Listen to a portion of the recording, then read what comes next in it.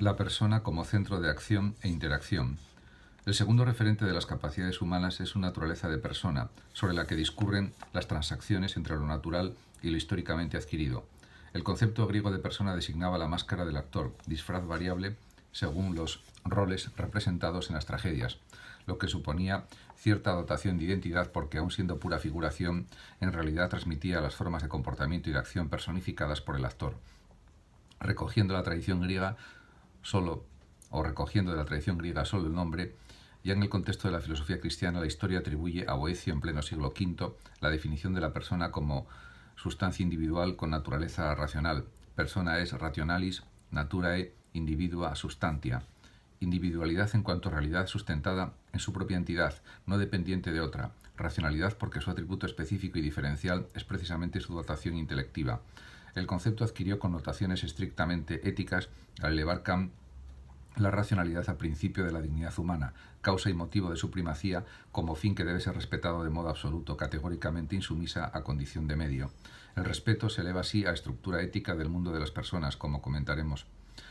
Husserl amplía el concepto de persona al enriquecer la subjetividad en forma de intersubjetividad, esto es, al insistir en que el otro y los otros pertenecen a la esfera del yo, hasta tal punto que nadie puede reconocerse como sí mismo auténtico sin contar con los demás. Ideas que recogerá Max Scheler para insistir en que la persona es la realidad supuesta por nuestras propias vivencias, la condición para reconocernos como sujetos activos de ellas. Tal es el sentido de sus palabras. Así podemos decir, la persona vive dentro del tiempo, ejecuta sus actos transformándose dentro del tiempo, mas no vive en el interior del tiempo fenoménico que es dado inmediatamente en el flujo de los procesos anímicos interiormente percibidos, ni tampoco en el tiempo objetivo de la física, en el cual no existen ni deprisa, ni despacio, ni duración, ni siquiera presente, pasado y futuro, porque los puntos del pasado y del futuro, del tiempo fenoménico, se manejan como posibles puntos del presente. Carece de sentido pretender aprehender la persona en las vivencias, puesto que la persona realiza su existencia precisamente en el vivir sus posibles vivencias. Las palabras de Scheler no encierran ningún enigma, son solo advertencia de que la persona no puede ser confundida con ninguna de sus experiencias, ni es reducible a cualquiera de sus actos o vivencias, puesto que es la condición de su posibilidad.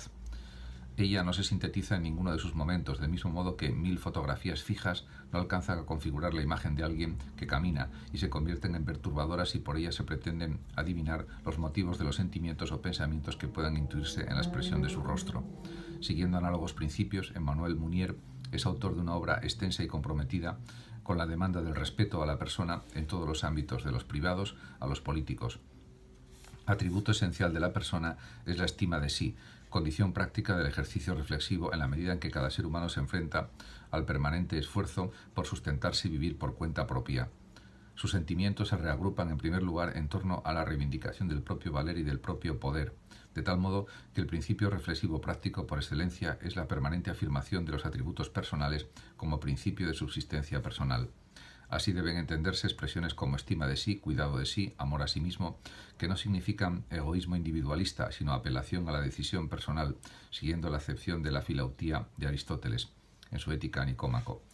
Basta mirar a la historia de cada cual para constatar que las muchas situaciones de debilidad y contingencia que puedan impregnar su vida fueron superadas por la experiencia del poder para defender su proyecto biográfico.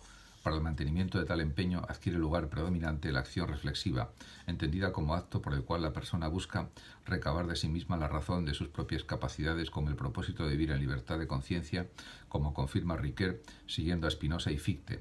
La reflexión no es tanto actividad intelectual para justificar la ciencia y el deber, sino cometido ético encaminado a reapropiar el esfuerzo por existir.